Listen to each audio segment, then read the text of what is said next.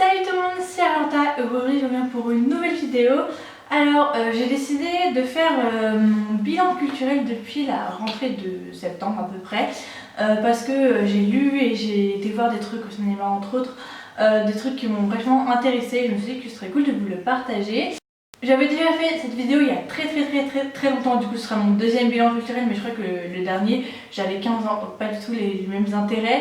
Avant de commencer cette vidéo, n'oubliez pas que si vous aimez cette vidéo, n'hésitez pas à me signaler avec un petit j'aime ou un commentaire, même si vous n'aimez pas d'ailleurs, parce que en ce moment je manque énormément de retours en fait de votre part.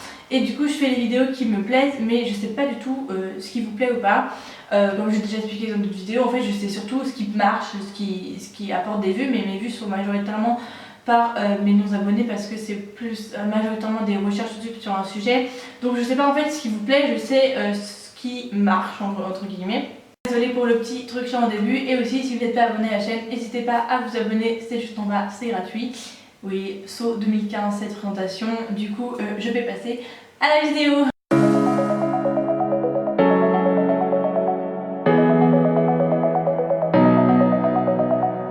Alors du coup cette vidéo de bilan culturel aura seulement deux catégories parce que j'avais surtout envie de parler de ces deux catégories là. Donc je vais commencer par les films et séries et ensuite par les livres. Au début de l'année c'est assez axé vraiment assez culturel ou sociologique. Surtout pour les livres c'était vraiment très sociologique sur l'éducation parce que c'est ce qui m'intéresse et parce que je suis en parcours d'éducation de sociologie en L3. Et sur le cinéma, c'est des trucs qui pourront me plaire, c'est de la politique, un peu de tout, un peu des sujets d'actualité, et, etc., etc. On va commencer par le cinéma. Depuis la rentrée, je suis allée 3 fois au cinéma. Je suis allée voir d'abord Alice et le maire. C'était un film du coup un peu sur la politique. C'est un film français. Et en gros c'est une étudiante en philo qui a terminé ses études depuis assez longtemps, qui avait un métier et qui veut changer et qui finit en gros assistante pour trouver des idées au maire, sachant que le maire c'est Lucchini, donc il est génial. Et d'ailleurs ça me fait un peu penser à 10%, la série 10% pour ceux qui connaissent ce film. Du coup j'ai assez bien aimé ce film, concrètement c'est juste un maire un peu excédé et une philosophe qui essaye de l'aider comme elle peut et qui en même temps se rend compte ce que c'est que la politique et qui des fois est un peu déçue. Et il y a un petit peu d'amour, etc. forcément comme dans chaque film, et j'ai trouvé ça vraiment un beau film et assez intéressant, surtout pour ceux qui s'intéressent un peu à la politique, du coup sur le fonctionnement de la mairie. C'est vraiment assez intéressant, même si vous y intéressez pas, si vous avez envie de savoir comment fonctionne un peu une mairie. Je trouve ça assez intéressant de ce point de vue d'enrichissement, et en dehors de ça le film est assez beau, il a des messages percutants, donc voilà pour ce premier film. Le deuxième film que j'ai été voir, c'est le film Hors Normes. Bon, primé au Festival de Cannes, je pense que vous en avez entendu parler. C'est un film français également, avec des acteurs qui sont habituellement d'ailleurs, des acteurs que j'ai vus plutôt dans des trucs humoristiques. Mais là du coup c'est pas du tout une comédie, c'est plutôt je dirais un drame. Je sais pas exactement, on va aller voir sur internet ce que c'est exactement. Mais en tout cas c'est un film que j'adore, qui est vraiment hyper important sur plein de sujets. En gros c'est l'histoire d'une association, enfin de deux associations qui s'occupent des enfants autistes, très autistes d'ailleurs, surtout l'une d'entre elles. En gros il y a une association qui s'occupe d'héberger et d'accompagner des enfants très autistes qui sont refusés par toutes les associations parce qu'ils sont trop autistes pour les autres associations. Et une association qui s'occupe d'intégrer des jeunes de banlieue pour leur trouver un travail. Et en fait ces deux associations travaillent ensemble, et du coup les jeunes de banlieue s'occupent des autistes, et c'est la méthode du 1 pour 1, c'est-à-dire un accompagnant pour un enfant autiste. Et le film est grave enrichissant et grave intéressant. En gros l'histoire c'est qu'il y a des inspecteurs qui viennent dans l'association pour la contrôler, et cette association n'a pas en gros les capacités, légalement n'a pas le droit d'exister et d'accompagner les autistes, mais dans la pratique en fait est obligé d'exister parce que sinon ces personnes-là vont nulle part. Et du coup le film est poignant, j'ai adoré.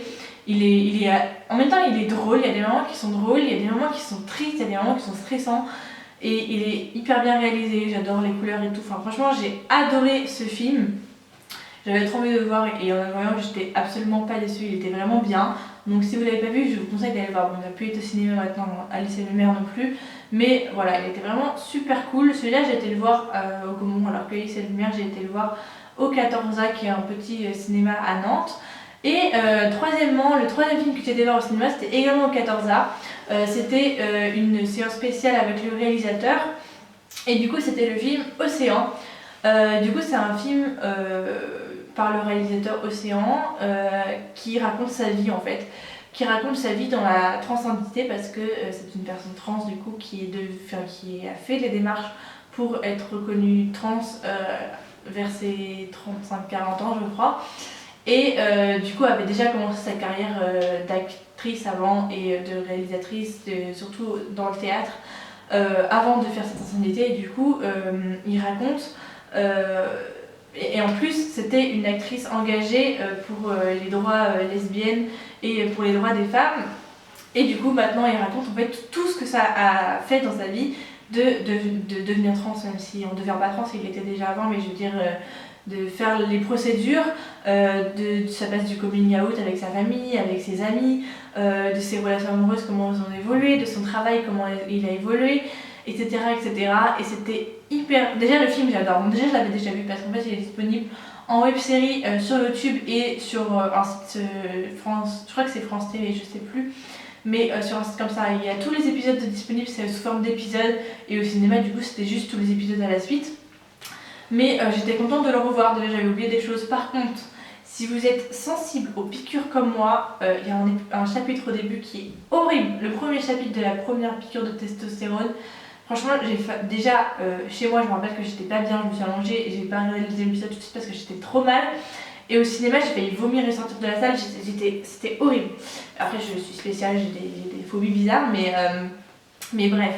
Le film était vachement intéressant et parler avec le réalisateur était encore plus intéressant parce qu'il n'a pas forcément parlé de ça en profondeur dans le film, mais il nous a parlé ensuite de comment il voyait du coup le féminisme maintenant qu'il était devenu un homme, comment il voyait sa position du coup de féministe et comment ça avait évolué et comment en fait finalement en tant que personne trans homme il pouvait pas, il était toujours féministe et il n'était pas totalement privilégié comme un homme puisque même si maintenant il a du cispassing, je suis désolée j'utilise des mots un peu compliqués mais le cispassing en gros c'est quand notre genre correspond avec celui qu'on est. En fait c'est comme le genre qu'on voit, genre là vous voyez que je suis une femme donc j'ai un cispassing femme mais je suis cis donc cis c'est avoir le genre en accord avec son genre qu'on a. Et du coup c'est en opposition à trans et du coup cispassing c'est être en accord avec son genre dans la façon dont on le perçoit. En gros dans la rue, si t'es un homme trans dans la rue on te dit monsieur t'as du cispassing et si on te dit madame t'en as pas. Et des fois c'est un peu l'entre deux etc, ça il explique bien dans le film. Mais du coup il disait que dans la rue ça lui est arrivé d'être perçu comme un homme et de faire peur à une femme par exemple quand il la suivait et au contraire d'un homme en fait il a vécu l'autre côté, il a vécu très très longtemps déjà en tant que femme et du coup il a vécu tout ce qui s'est passé, il a vécu le sexisme en fait en tant que femme donc il peut pas vivre le féminisme pareil qu'un homme qui ne l'aura jamais vécu. Lui il comprend, lui en plus il s'est battu pour le féminisme etc avant et il se bat toujours et donc il se considère toujours légitime dans la lutte féministe. Et je suis vraiment d'accord avec lui, même si évidemment il y a des nuances et qu'il faut faire attention sur certains points, mais surtout un homme trans a vécu le sexisme depuis le début de sa vie et est plus apte à comprendre le sexisme qu'un homme cis. Donc voilà, c'était vraiment super intéressant. Après je dis pas que les hommes cis ne peuvent pas être féministes, hein. Enfin pour moi ils peuvent plus être des alliés féministes que vraiment féministes en tant que tels, mais bref, en tout cas quoi qu'il arrive, on sait pas quoi qu'il arrive, c'était vraiment très intéressant. Il était du coup en tournée des cinémas, peut-être qu'il n'a pas terminé, je sais pas exactement de quand à quand ça tourne. Et il a aussi des pièces de théâtre et vraiment j'ai envie d'aller voir tout ce qu'il fait. Donc n'hésitez pas à aller faire un tour, vous avez du coup pouvoir voir sa web série sur internet et peut-être voir s'il passe dans les cinémas près de chez vous ou voir s'il y a une pièce de théâtre qui vous intéresse. En tout cas moi j'ai vraiment envie de continuer à aller le suivre etc. Enfin c'était vraiment très intéressant, ça a duré très longtemps, il y avait plein de gens qui partaient de la salle, il y avait des questions vraiment très inappropriées qui m'ont un peu énervée, mais à la fin il y avait, enfin c'était quand même vachement intéressant. Voilà, donc je suis contente d'avoir pu faire ça parce que j'avoue que j'ai jamais pris le temps en fait. Enfin, j'ai toujours voulu depuis que je suis en L1 aller beaucoup au cinéma et aller voir comme ça des séances spéciales avec les réalisateurs, etc. Enfin, les festivals de cinéma, en plus il y en a plein. Mais j'ai jamais trouvé le temps par les engagements que j'avais en L1 et en L2 politique et enfin, mes études et tout, et plus l'argent que ça coûte, etc. J'ai jamais pris vraiment le temps et là du coup j'y suis allée. Alice et le Maire et Orlando, j'étais le voir avec mon copain et Océan elle avait pas envie, du coup j'étais le voir avec une copine. Et c'était vraiment cool parce que du coup j'ai pu en profiter avec quelqu'un qui était vraiment intéressé par le sujet et on a pu rester jusqu'à la fin. Même si on est sorti à minuit et demi, 1h et que j'étais crevée. Bref, du coup, voilà pour tout ce que j'ai été voir au cinéma. Je pense que je vais retourner d'ailleurs bientôt voir Les Misérables, je pense. Je vais vous parler de séries et je vais vous parler de 2 séries, sachant qu'il y en a une que je n'ai pas finie. Mais du coup, on a fini la saison Peaky Blinders avec mon copain, c'était vraiment super cool, j'adore cette saison. Elle est vachement intéressante parce qu'elle retrace des choses de l'histoire de l'Angleterre, puis j'ai appris plein de trucs. Bon, après, j'ai de la chance, mon copain il s'y connaît un peu plus que moi et du coup, des fois, il peut m'expliquer un peu des choses. Mais c'est également beaucoup en lien avec mes cours parce qu'en fait, en socio, on fait beaucoup d'histoire et d'histoire de tout, de international. Et j'avoue que j'ai beaucoup de mal à comprendre l'histoire et à replacer à chaque fois les choses dans leur contexte. Et ça, c'est un gros défaut que j'ai. Et du coup, Peaky Blinders, c'est vraiment une bonne série pour replacer le contexte de l'histoire en Angleterre, enfin au Royaume-Uni. L'histoire des mafias, etc. Et voilà, donc franchement j'ai adoré cette série, les couleurs et les musiques, mais surtout les couleurs, je les trouve ouf. Vraiment, j'ai jamais... Enfin, ça m'arrive de trouver les couleurs ouf dans des séries, etc. Par exemple, pareil, Sense8, j'ai trouvé les couleurs et tout, la manière de filmer extraordinaire. Et Sense8, vraiment une des meilleures séries de tous les temps. Mais bref, les couleurs dans Peaky Blinders, l'effet sombre, ça fait un peu effet Harry Potter, effet Animaux Fantastiques, vous voyez, genre, où on a l'effet sombre dans tout le film. Et voilà, je trouve ça vraiment magnifiquement filmé, c'est très beau à regarder en HD sur Netflix. Et vraiment magnifique et j'ai adoré cette série. Bon, j'avoue qu'il y a des moments où c'était un peu moins intéressant mais sur certaines saisons, mais et il y a des moments où t'es en mode mais bon, c'est aussi ce qui est bien dans la série, c'est que t'as des moments où t'aimes moins et des moments où t'aimes plus, genre t'es énervé contre les personnages et des moments où tu les aimes trop. Et en plus, bon, c'est un truc qu'on a beaucoup avec mon copain, c'est très difficile d'aimer les personnages. Parce qu'en fait, tu les aimes et tu les détestes. Parce qu'ils font des trucs vraiment horribles, enfin, ils tuent des gens tout le temps et tout. Et du coup, tu les aimes parce que tu les suis, tu comprends pourquoi ils font ça. Mais en même temps, tu les détestes parce que tu trouves ça horrible et tu les trouves sans cœur. Et du coup, voilà, c'est un peu. Genre, c'est pas la série où tu vas adorer ton perso. Enfin, moi j'adore Toby Shelby. Mais je veux dire, c'est pas la série où tu vas t'identifier au personnage parce que t'es pas un meurtrier, je sais pas pour tuer mon frère. Mais tu t'apprécies quand même les personnages, mais en même temps tu t'en veux les apprécier. Et ça, je trouve ça génial. Enfin, je trouve ça génial d'arriver à faire ça dans les séries. Et la deuxième série, du coup, je ne l'ai pas du tout finie. Je suis à la moitié de la saison 2 et ça commence à être moins intéressant. C'est Survivor Designated, désolée pour mon anglais pourri. Mais en gros, c'est une série sur la politique et le terrorisme en Amérique.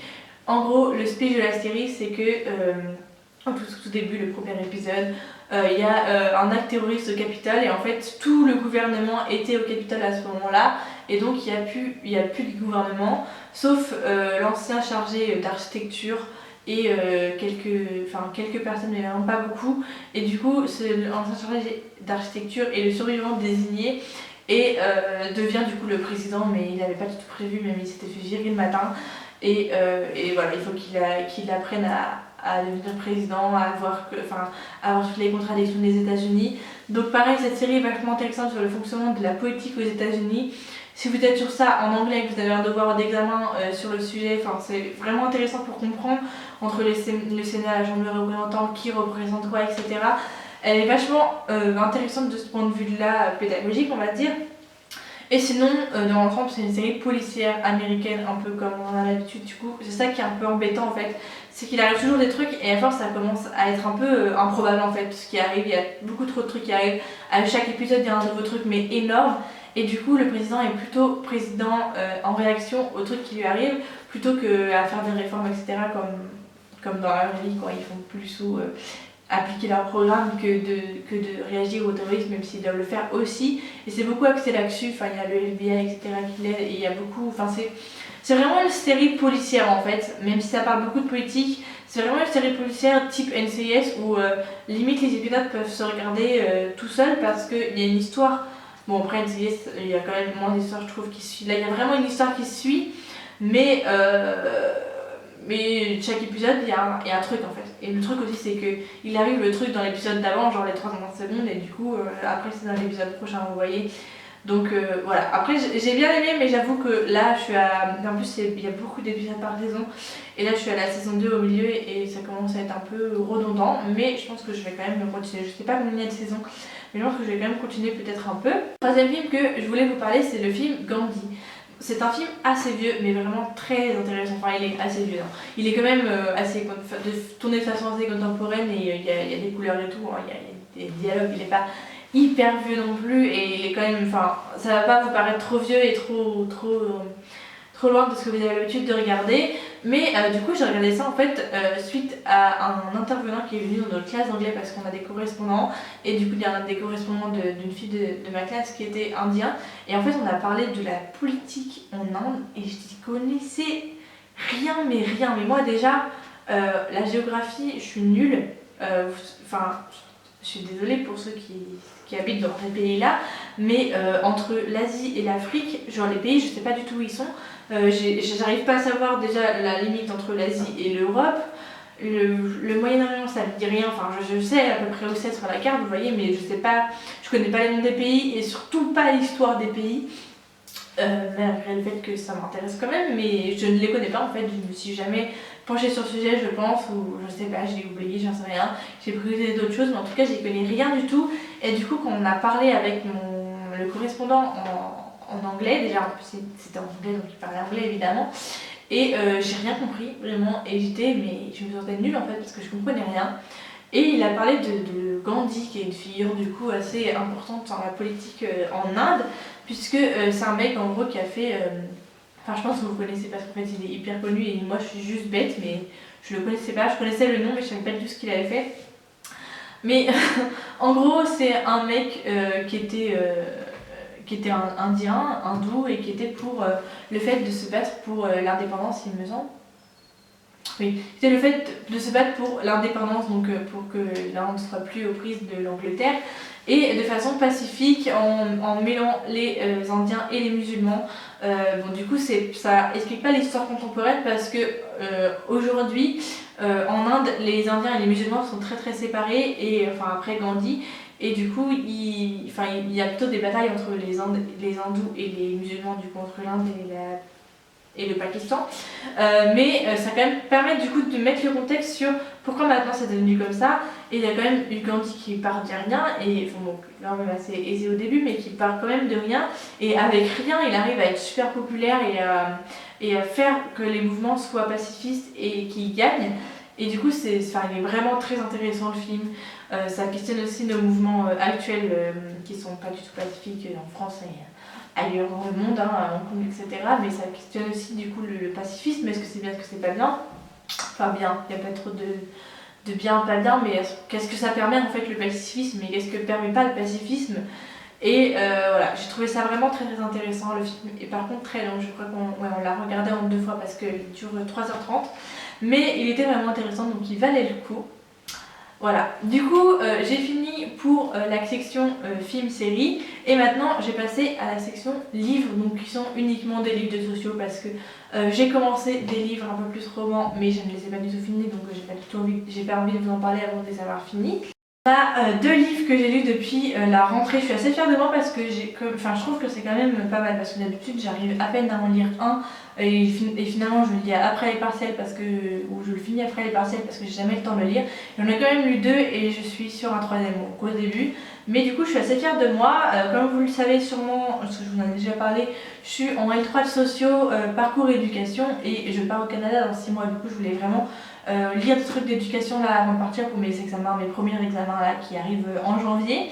Et du coup j'ai lu 2 livres. J'ai lu le livre de Patrick Rayoux, Sociologie de l'éducation, de la collection Qui suis-je. Donc s'il y a des gens qui sont en sociaux, cette collection elle est vraiment intéressante, mais en même temps elle apporte rien, c'est-à-dire que vous n'allez pas pouvoir citer ce livre dans vos examens, etc. parce que c'est pas un livre de sociaux en fait. C'est un livre de cours. En gros, c'est comme un manuel. Genre là, c'est un peu le manuel de socioéducation. Et dedans, en gros, ça retrace toute l'histoire de la sociologie de l'éducation. Et encore, il est assez petit, hein, donc il manque de trucs évidemment. J'ai eu beaucoup plus d'éléments dans mes cours de sociologie de l'éducation. C'est un manuel qui retrace un peu l'histoire, toutes les problématiques qu'il y a à l'éducation et qui cite beaucoup d'auteurs du coup pour savoir un peu, ça peut vous donner des idées de livres à lire sur ce sujet parce que du coup il cite beaucoup d'auteurs, de tel auteur a dit ça, tel auteur a dit ça, mais en même temps c'est pas que citer des auteurs, ils expliquent quand même un peu l'histoire, les théories de sociologie, etc. Il est vachement intéressant et j'ai trouvé ça trop rigolo parce que j'ai un de mes profs qui est cité dans ce livre et je ne l'en ai pas du tout. Mais en fait, on se rend pas compte à quel point nos profs, enseignants, chercheurs, en fait, sont importants et ont écrit des choses. Et des fois, on l'oublie, sauf pour les profs qui nous le rabâchent 40 fois, mais des fois, on oublie que nos enseignants sont des enseignants, chercheurs et qu'ils ont écrit des choses qui sont importantes et que la sociologie, c'est hyper contemporain. Enfin, c'est vieux quand même, mais la sociologie contemporaine, enfin, les trucs les plus récents, c'est les plus intéressants à lire de mon point de vue parce que je suis pas trop anthropologue. Donc, de mon point de vue, c'est quand même ce qui m'intéresse le plus, c'est la sociologie contemporaine. Et donc, là, on parle vraiment de sociologie contemporaine. J'ai un prof du coup de mon cours d'éducation qui lui parle beaucoup d'histoire et du coup, je trouve ça hyper complémentaire. Et je pense que je vais essayer un peu de le relire avant mon partiel. Donc voilà, c'était quand même assez intéressant, ça permet de remettre les choses au clair, ça permet de vérifier ce que vous avez vu en cours aussi si vous en avez vu.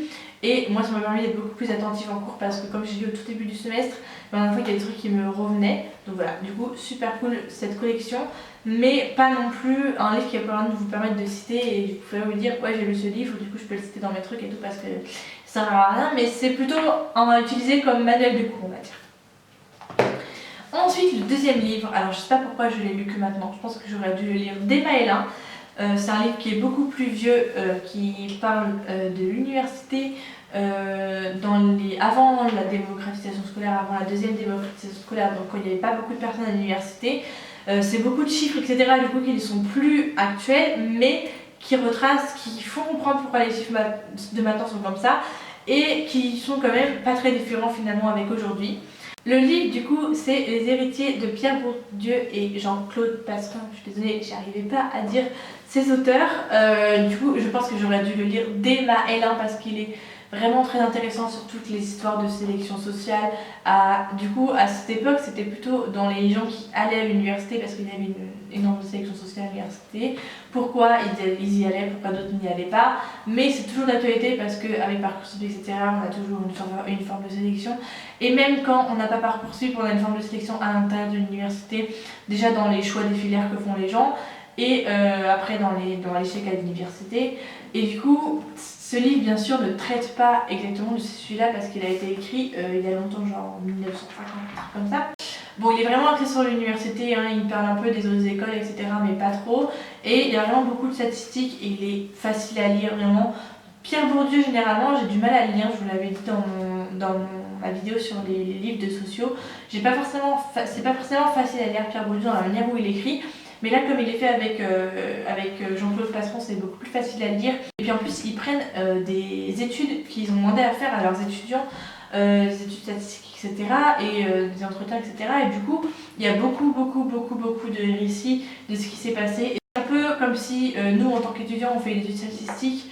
Faut trouver tous les chiffres qui sont très durs à trouver, c'est pour ça que c'est une mine d'or ce livre parce qu'il y a vraiment tous les chiffres et en plus il vous donne le détail à chaque fois, c'est à dire qu'à chaque fois qu'il vous parle de statistiques, après vous avez le petit tableau en entier avec tous les chiffres détaillés et c'est vraiment hyper intéressant, enfin moi j'ai adoré, enfin après c'est un sujet qui m'intéresse beaucoup parce que comme vous le savez j'étais engagée contre Parcoursup il y a 2 ans. Et je m'intéresse beaucoup à tout ce qui est la sélection sociale, etc. de façon contemporaine, même pour moi, etc. C'est un classique à lire quand on fait de la socio et surtout quand on veut se diriger vers les métiers de l'éducation.